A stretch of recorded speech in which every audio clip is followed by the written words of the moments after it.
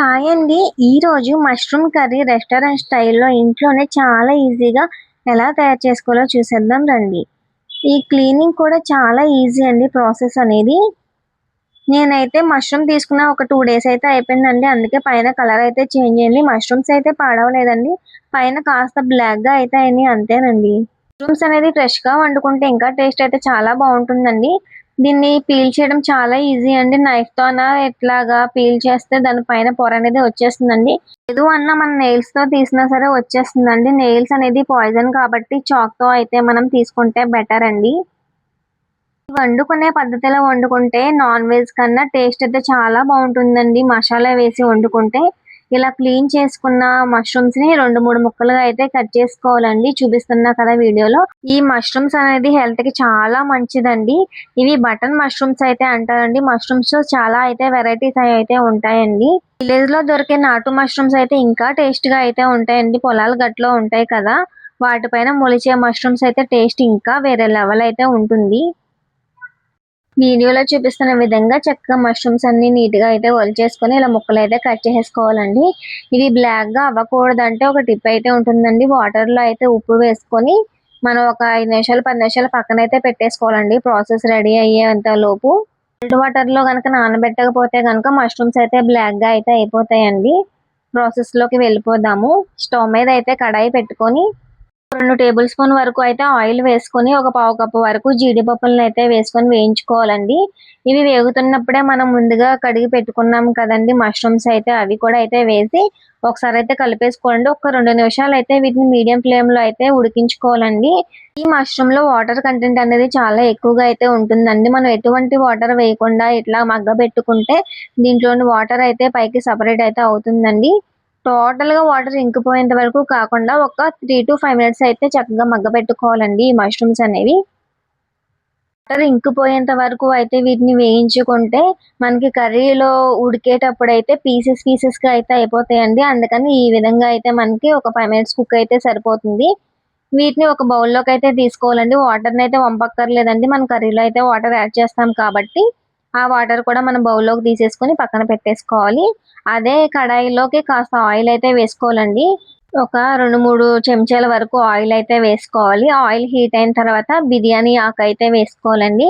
బిర్యానీ ఆకు అలాగే దాల్చిన చెక్క 1 ఇంచ్ వరకు, 2 యాలకులు, 4, 5 లవంగాలు అలాగే 7-10 వరకు మిరియాలు కూడా అయితే వేసుకోవాలండి. దీన్ని ఒకసారి గరిటెతో అయితే కలిపేసుకోవాలి. గరిటెతో కలపడం వల్ల ఈవెన్‌గా అయితే ఇవి చక్కగా వేగుతాయండి. ఇవి వేగిన తర్వాత ఒక పావు టీ స్పూన్ వరకు జీలకర్ర అయితే వేసుకోవాలి.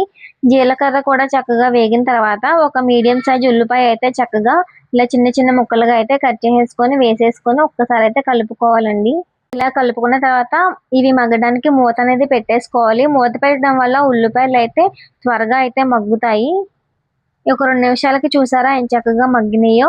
ఇలా మగ్గుతున్న టైంలోనే ఒక 2 రెమ్మల కరివేపాకు కూడా వేసి ఒకసారి అయితే కలిపేసుకోవాలి. ఇవి చక్కగా మగ్గిన తర్వాత 1.5 టేబుల్ స్పూన్ వరకు అల్లం వెల్లుల్లి పేస్ట్ అయితే వేసుకొని ఒకసారి అయితే కలిపేసుకోవాలండి. అల్లం వెల్లుల్లి పచ్చివాసన పోయేంత వరకు అయితే మగ్గనివ్వాలండి. ఇది మగ్గే లోపు మనం ఈ కర్రీకి కావాల్సిన మెయిన్ పేస్ట్ అయితే రెడీ చేసుకుందామండి. మిక్సీ జార్ తీసుకొని ఒక 3 పచ్చిమిర్చి అలాగే 2 మీడియం సైజు టమాటాలు, ఒక 5, 6 జీడిపప్పులు, కాస్త వాటర్ అయితే వేసుకొని మెత్తగా మిక్సీ అయితే పట్టేసుకోవాలండి. ఈ లోపు ఉల్లిపాయలు అయితే చక్కగా మగ్గిపోతాయి కదా! ఆ మగ్గిపోయిన తర్వాత మనం ముందుగా ప్రిపేర్ చేసుకున్నాం కదా! ఇప్పుడు మగ్గేలోపు ఆ పేస్ట్ అయితే వేసేసుకోవాలండి. ఈ పేస్ట్ వల్ల మనకి గ్రేవీనెస్ అయితే ఉంటుంది.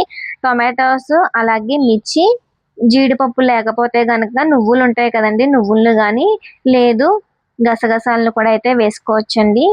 ఇలా ఒకసారి కలిపేసుకొని మూత పెట్టేసుకోవాలండి. ఒక 5 నిమిషాలకైతే ఆయిల్ అనేది పైకి తేలుతుంది కదా! అప్పుడు మనకి టమాటా పచ్చివాసన అనేది పోతుందండి. చూసారా ఎంత చక్కగా ఆయిల్ అనేది పైకి సెపరేట్ అయిందో. ఇలా గనుక కర్రీ చేస్తే గనక ఇది చపాతీ, రోటీల్లోకి అలాగే రైస్‌లోకి, బిర్యానీలోకి కూడా అద్దిరిపోయే కాంబినేషన్ అండి. చాలా అంటే చాలా టేస్టీగా ఉంటుంది. ఇప్పుడు ఒక పావు చెంచా వరకు పసుపు, అలాగే 1.5 చెంచా వరకు కారం అయితే వేసుకోవాలండి. ఈ కారం అనేది ఇంట్లో ఆడించిన కారం అండి. అలాగే ఒక అర చెంచా వరకు ధనియాల పొడి కూడా అయితే వేసుకొని ఒకసారి అయితే కలిపేసుకోవాలండి. కారం అనేది మసాలా పేస్ట్‌కి పట్టిన తర్వాత సరిపడినంత ఉప్పు అయితే వేసుకోవాలండి. మనం ముందుగా జీడిపప్పు, మష్రూమ్స్ అయితే పక్కన వేయించి పెట్టుకున్నాం కదండీ! అదైతే వాటర్‌తో సహా అయితే వేసుకొని ఒకసారి అయితే కలిపేసుకోవాలి. తర్వాత గ్రేవీ కోసం అయితే 1 ½ కప్ వరకు వాటర్ అనేది యాడ్ చేసుకుంటున్నానండి. మనకి గ్రేవీ ఏ క్వాంటిటీతో అయితే కావాలో ఆ క్వాంటిటీ వరకు అయితే వాటర్ అనేది యాడ్ చేసుకోవచ్చు. వాటర్ వేసుకున్న తర్వాత ఒకసారి అయితే గరిటెతో అయితే కలిపేసుకోవాలండి. ఇప్పుడు మనం వేసుకున్న ఇంగ్రీడియెంట్స్ అన్నీ ఒక ప్యాకెట్ మష్రూమ్‌కైతే సరిపోతాయండి. 60 రూపీస్ ప్యాకెట్ అయితే ఉంటుంది కదా! దానికైతే సరిపోతుంది. ఇలా కలిపేసుకున్న తర్వాత మూత అయితే పెట్టుకొని ఒక 5 నిమిషాల పాటు అయితే మనం మగ్గనిచ్చుకోవాలండి.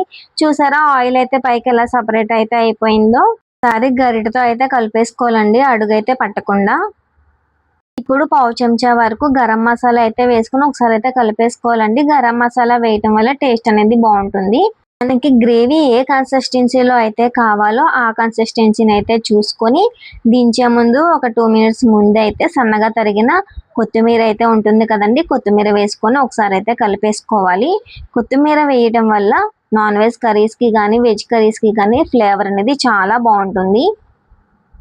కొత్తిమీర వేశాక ఒక 2 నిమిషాల పాటు అయితే వదిలేసి స్టవ్ అయితే ఆఫ్ చేసుకోవాలండి. అంతే అండి, మష్రూమ్ కాజు కర్రీ అయితే రెడీ అయిపోయింది.